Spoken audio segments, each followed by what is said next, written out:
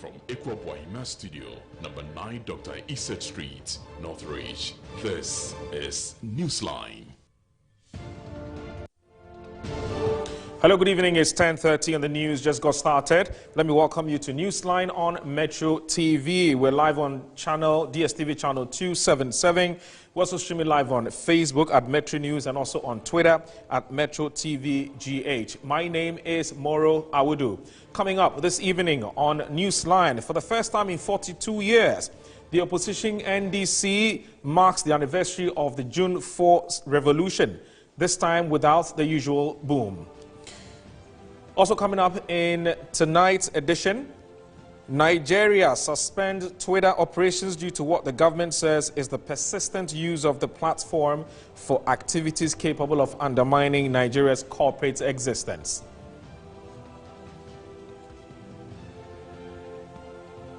All right, Newsline is always brought to you by Delta Paper, producers of Flora Disposable Tissue. Newsline will be right back.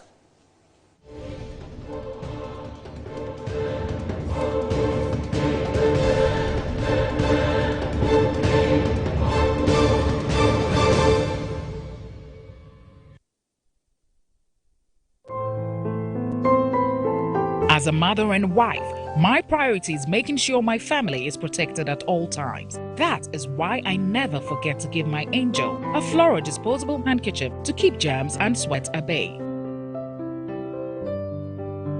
When Habi is out in the fields, I'm rest assured of Flora coming in handy anytime he needs it. Even when my daughter Na is out late, I am confident Flora disposable handkerchief will be close enough to save the moment.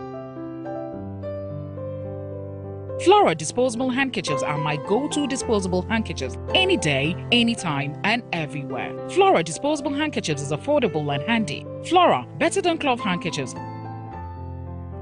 Flora is a product of Delta Paper Mill Limited. For inquiries and bulk purchases, call 0243 033 033.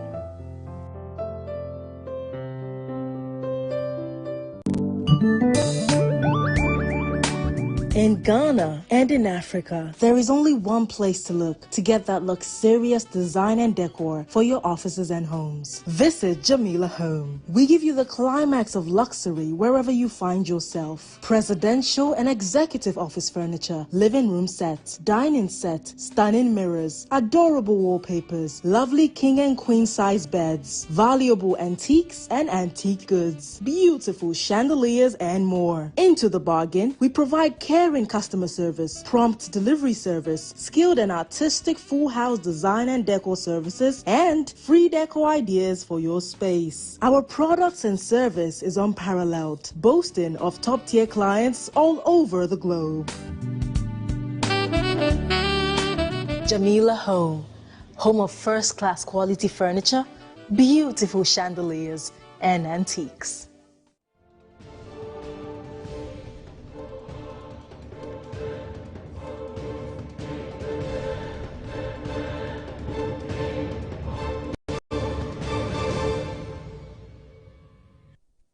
And now to our first story. The National Democratic Congress is accusing government of using state security apparatus to victimize Ghanaians and members of the opposition who are critical of its approach in the fight against illegal mining and corruption. They say the leadership of the party took turns to address supporters in commemoration of June 4 uprising. Hinged on the pillars of probity, accountability, transparency, and social justice, the annual June 4th anniversary is aimed at celebrating junior officers of the Ghana Armed Forces, led by the late former President Rawlings, who took arms to overthrow the Supreme Military Council led by the late General Akufu. Leadership of the party first conducted a wreath-laying ceremony and lighted a perpetual flame in honor of the departed souls and the founder of the party, former President Rawlings. The party then proceeded to hold the 4th Revolutionary Lecture Series, where leadership threw jabs at the ruling MPP administration over the running of the economy. I have seen training camps of party faithfuls who have been recruited and being pre-trained for onward recruitment or embedment into our security services. When citizens get up to stand for their rights, for self-determination, their right to choose their leaders, they are shot at by national security operatives. They have a responsibility to fix the country. They have a responsibility to rid this country of corruption and nepotism. June 4th was made for the ordinary people and created voice for the ordinary people to participate in decision making that affect their own lives. Those principles must not be lost on us. And for that matter, I urge all comrades, cadres of the revolution, all progressive forces to come together and work together as a team to rescue this country from the direction that it is going. Director of Elections of the party, Ovesefri Ankra, and Member of Parliament for Korle Kloti, Dr. Zaneto Rawlings, had some strong words for government. This regime in which we are, where we've seen the resurgence of corruption, bribery, nepotism, bad governance, you media people, you are being murdered, you are being threatened, you have been arrested, beaten, jailed, the economy is in a tailspin, nothing is working. And therefore, we are reminding people about the relevance of those principles. If we ask other Ghanaians what their current state is with regards to how far does the cedi go, can it go to the end of the month when they're paid? With regards to the increase in the price of fuel, of food and all of that, and whether they feel that their rights as citizens of this country are being respected, and whether there's enough discipline and all of that. I think it goes beyond the economy. It also goes into the social setup. It goes into the political as well. Meanwhile, a section of Ghanaians who have been speaking to Metro News on condition of anonymity say that even though the late flight Jerry John Rawlings restored democracy, the events leading to the day are not worth celebrating because these events ended up destroying lives and property. So they say, but put a mommy, number checking be will not will like a be by she. Kayana Bigbe many Bafi revolution and was supporter me. I may be more machomoni acheme. Limekwena machomoni acheme. Nime kumena he ameni ye amedi. Amedibi amedi. Kwa shibi Antonio mekwande shekwa amedibiano. Ni nkake kufuata Bafi reconciliation ko. Nuwo lake mofia mundibi banye yede. Shi kwa shibi ane Fiaga whom do you do money or lemogwe fiago di biagabo? Make we not kwa medibi. No revolution she je ehin. Wonake nukuni ehin. Midincha was once a kid because we all supported the revolution. Akishinduko neba shimene kwamo. What put the democracy when they be fame it is absolutely there was a total discipline. Ora ejake the whole if you know the workers abu ame urupai ora her workers abu urupai ke management the workers teach na ke man was small ba afabu do me fe if I in discipline she ba she time ko ni agbene the discipline ba kan she akonu pe yi boni sa she ba she ko agbene na ke the human right activities never democracy ba na can human name because talk about it be here you no balema about come free upon it with your his or her human rights the court to cover you do bana said but this revolution one way or the other it is good afi fame fe akufo me agbe me fe na gangbele wo ke wa akwe wo she riga po osu riga wo she ko jempo no ba she la dan no ba she pompa be no ya agbe amefe agbe me ko ma cheme agbe me ko ma ni me agbeme sang no aboje nche ko kwe na get revolution eh in other way in that way he kra akpata ma here ni Rollins le yi bi ne babu e le bi an nashika Rollins nashika a fair revolution ne hiyame lo alo fair revolution ne hiyame. Let's now go to Nigeria, where it has announced an indefinite suspension of Twitter operations. Now, a government statement cited persistent use of the platform for activities capable of undermining Nigeria's corporate existence. Now, this followed Twitter's deletion of a tweet credited to President Muhammadu Buhari on alleged threats to deal with groups seeking self-determination in Nigeria. The removal of the comment was attributed to a breach of Twitter's rules. Now, to help us look into this development further is Japhet Omojuwa. Now, he is the editor for the AfricanLiberty.org in Nigeria, who will be talking to us shortly. Japhet, good evening. Thanks for joining us. The pleasure is mine. Good evening. Right. Now, help us gauge the reaction of Nigerians following this indefinite suspension.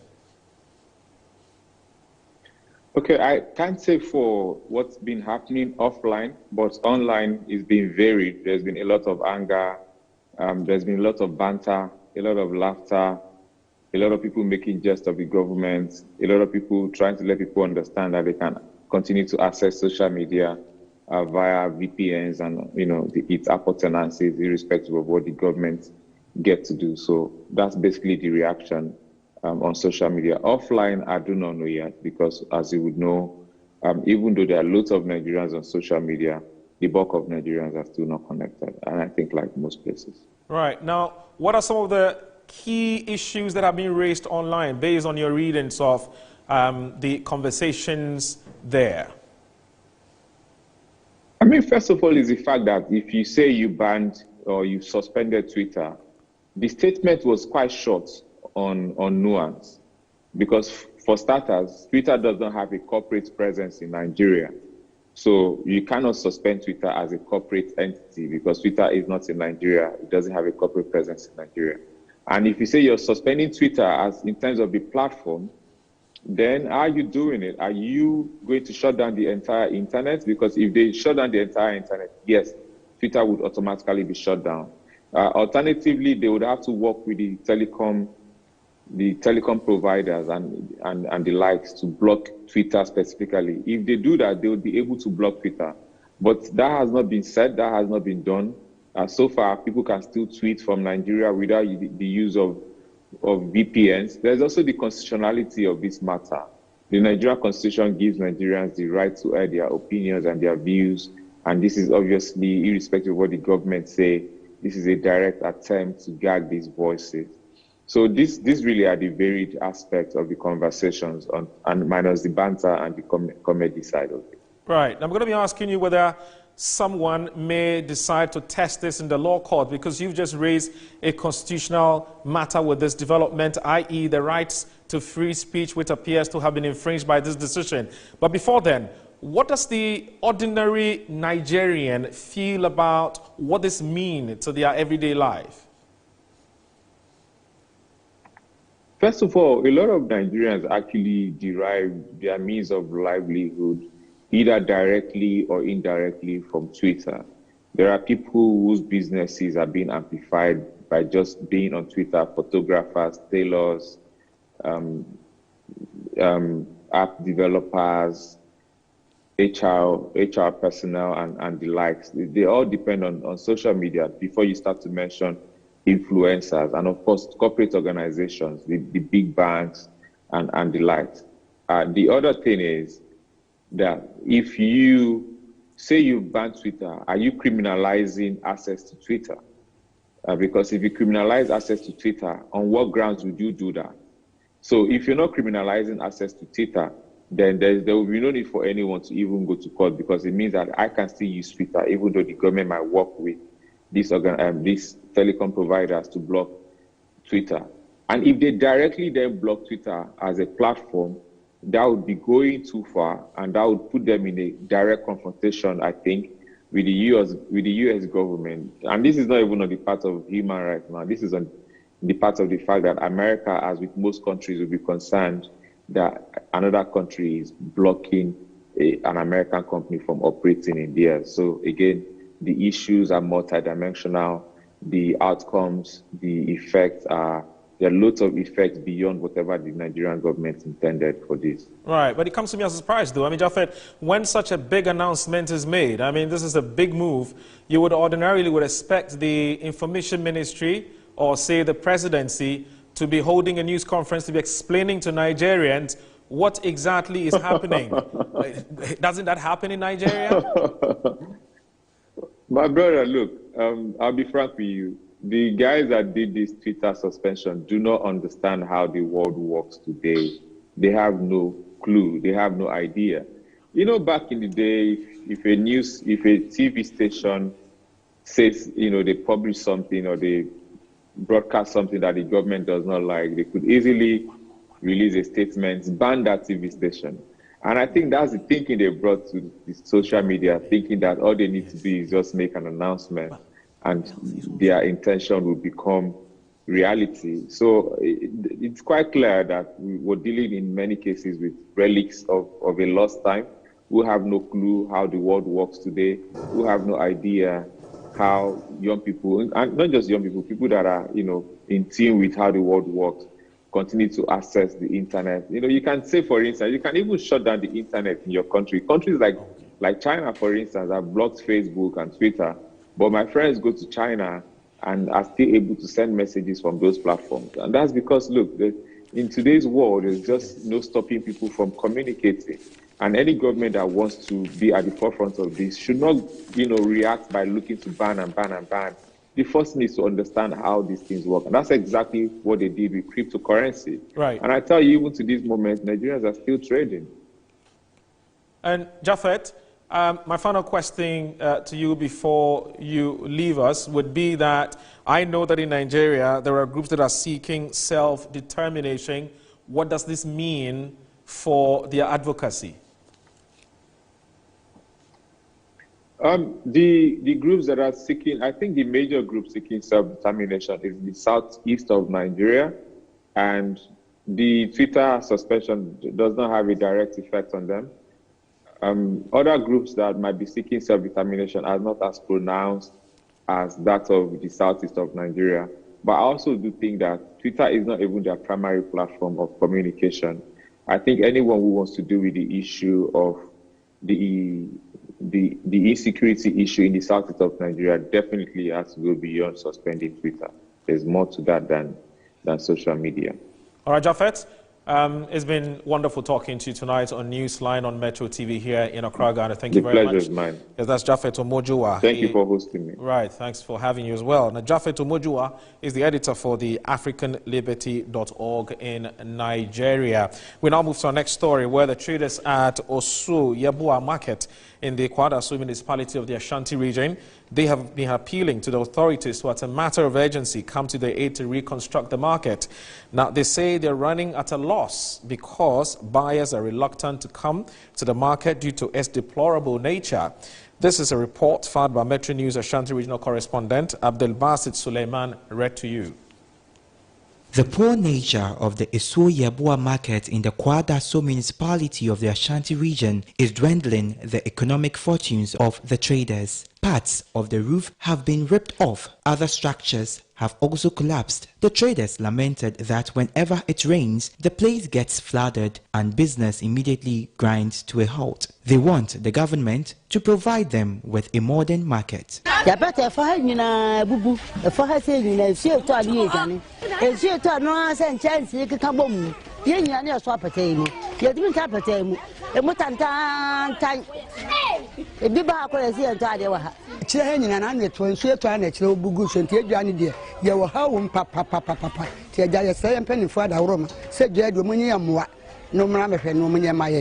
Higher papa Pantagenti, I many people Cacromunia Jacofie. No, what's the another of Fribidia bag back and I watch it. Less than Sunday be also a blue water told you near D. When the papa won't and yet. It is son and Napa, son and Naya, Swamano. It is said in a Naya when it does offer, or by Yama, only I will see. obi tumi twam ha saa ye ampaka wa ha nyina bubu tinam sa kwenti nipa fampo hweso emma. Richmond Ejenim Boateng is the acting municipal chief executive officer of the Kwadaso Municipal Assembly. Esuebua market, I'm aware that it's not in the proper state at the moment, but fortunately for them and for us, it has been given to a contractor called Nashiru. Sooner than later, you will be on site. But before coming to the site, we will try to sit down with the market, the traders, so that we will know how to arrange it before he be on site.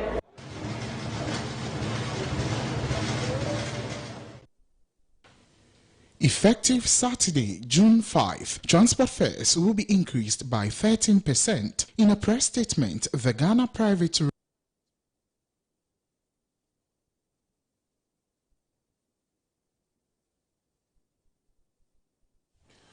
Well, the Concerned Drivers Association of Ghana have rejected the 13% increment in public transport fares by the Ministry of Transport. They're rather asking for 20% increment as the new prices take effect tomorrow.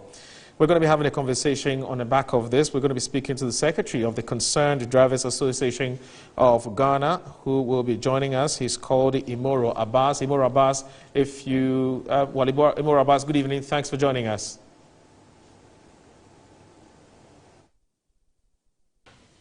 Effective Saturday, June 5, transport fares will be increased by 13%. In a press statement, the Ghana Private Road Transport Union revealed that the adjustment has become necessary due to the increase in fuel prices. Some drivers are unhappy with the 13% upward adjustment.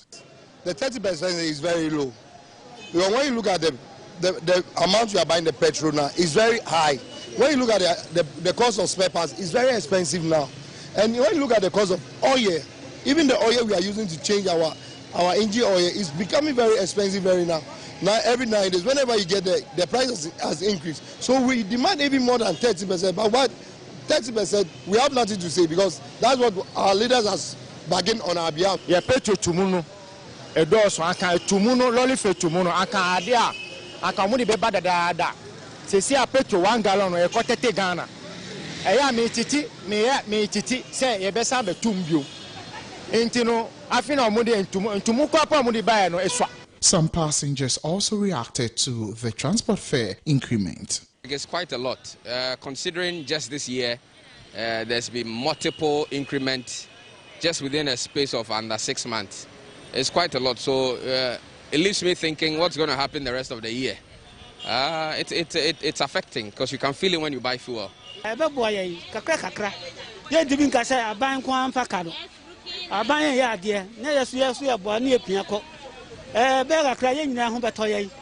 Meanwhile, Vice Chairman of the Odona branch of the GPRTU hinted off record that the various branch offices of the GPRTU have not received any official letter to proceed with the directive. Shedrack Odame Ejari, Metro News, Accra.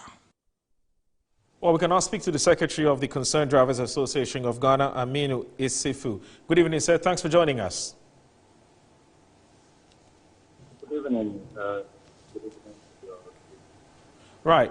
The impression we got when we spoke to the GPRTU, when they announced to us that transport fares were going to go by 13%, the information we got was that it had the consent of groups such as yours. So how come now we're hearing from you? You're telling us that you are asking for 20% increments. Weren't you part of the deliberations?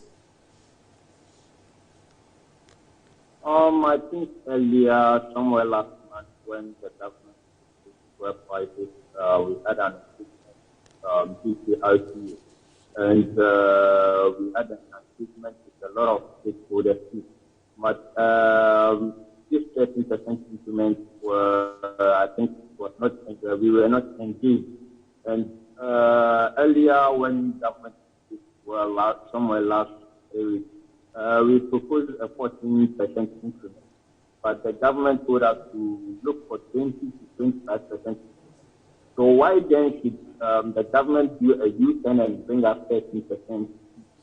Definitely, if you ask most of the unions, they are not happy. And even the governing body, that is the CCRC, you are also not happy. So we need them to take a lot of points. Look at the prices of spare parts has been high, prices of high, and of lancing, road work, road levy, and a lot of is a factor that makes us want to increase our fuel prices 40%. Because if you quite remember, the government made an agreement with transport sectors that government increase fuel prices to some stage or to some percentage. We have to also increase our fares.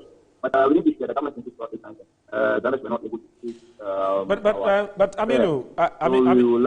Aminu, my question to you is, aren't you by this action shooting yourselves in the foot? Because if you increase your transport fares by 20%, ordinarily, or what I would expect normally to happen is the passengers would prefer to board the ones that have a 13% increment. Isn't what you're doing rather retrogressive? That's what I want to say.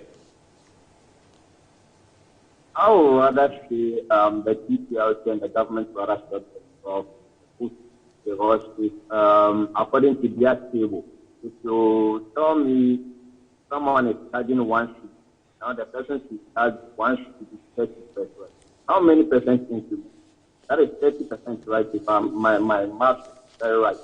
So if they are telling us it's 13%, then it should be even lower than 1 city 30%. So which means they agree with us.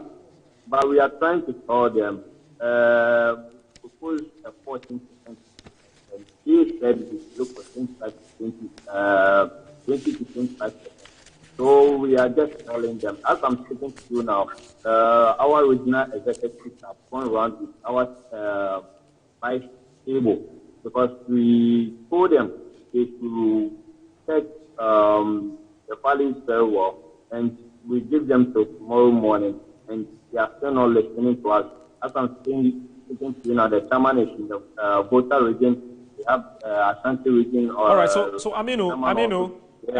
So Aminu, if you can hear me, what essentially you're saying is that tomorrow your group is going to go ahead and charge 20% increase in transport fares. I think that's what it is. Yes, that is what it is. All right. Thank you. Thank you so very much. Aminu Sifu is the Secretary for the Concerned Drivers Association talking to Newsline. So this is where we end tonight's edition of Newsline, and indeed this week's edition of Newsline. Before I go, a quick recap of the major stories. So for the first time in 42 years, the NDC is celebrating or is marking the anniversary of the June 4 revolution. Of course, this time round without the usual boom. And Nigeria suspends Twitter operations due to what the government says is the persistent use of the platform for activities capable of undermining Nigeria's corporate existence. My name is Moro Audu. Thank you very much for watching once again. I hope you enjoyed yourself. Remember, the news never sleeps. Have a good night.